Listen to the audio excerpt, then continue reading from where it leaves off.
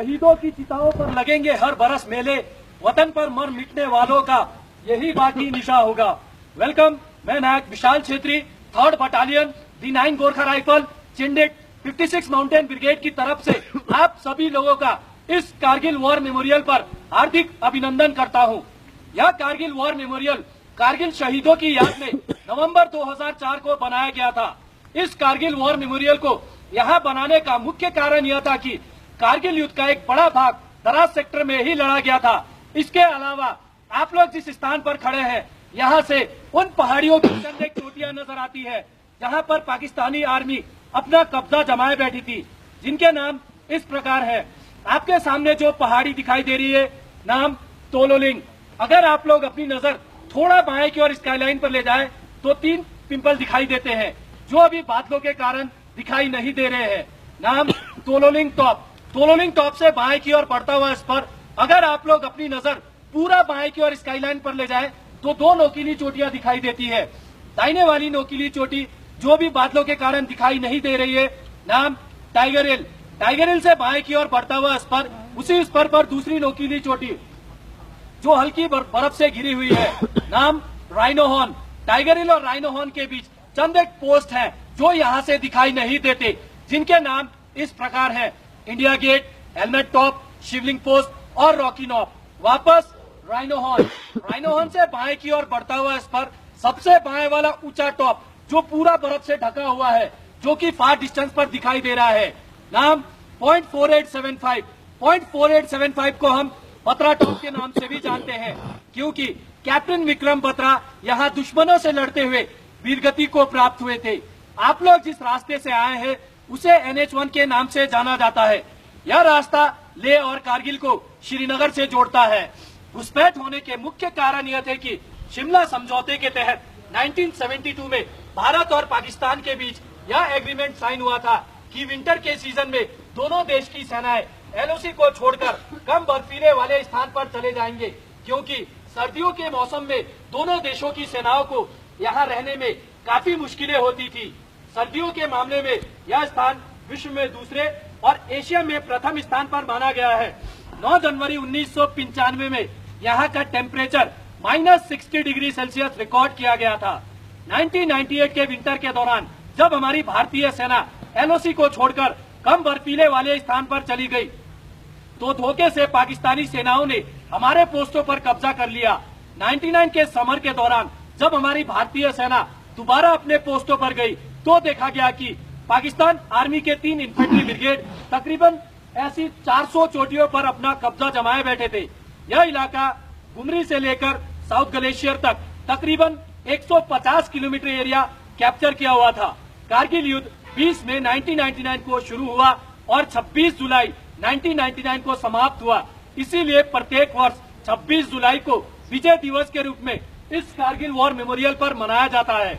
आप लोगों के सामने तोलोलिंग पहाड़ पर दुश्मन अपना कब्जा जमाए बैठा था। भारतीय सेना की ओर से तोलोलिंग पर कैप्चर करने के लिए 18 ग्रेनेडियर बटालियन को डिटेल किया गया। 18 ग्रेनेडियर बटालियन द्वारा ऑपरेशन को लॉन्च किया गया, परंतु दुश्मन की अच्छी पोजीशन और प्रभावित फायर के कारण बटालियन की मूवमेंट को रोक दी गई।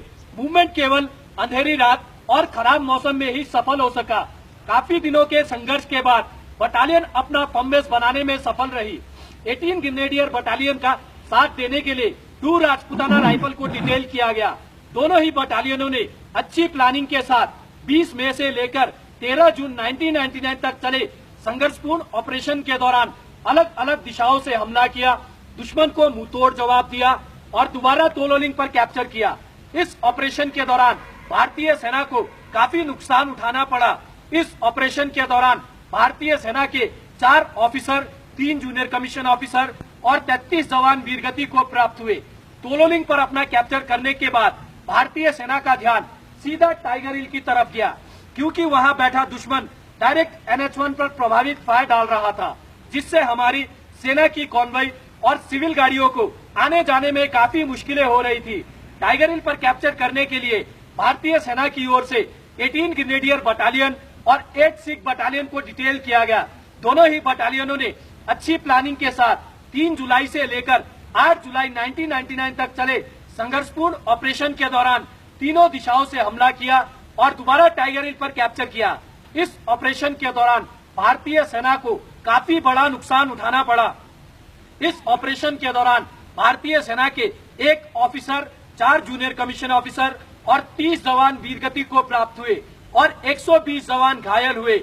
इसी ऑपरेशन के दौरान 18 ग्रेनेडियर बटालियन के ग्रेनेडियर योगेंद्र सिंह यादव की महान बहादुरी और अदम्य साहस को देखते हुए उन्हें परमवीर चक्र से सम्मानित किया गया और उन्हीं के party commander lieutenant Balwan Singh की महान बहादुरी को देखते हुए उन्हें महावीर चक्र से सम्मानित किया गया।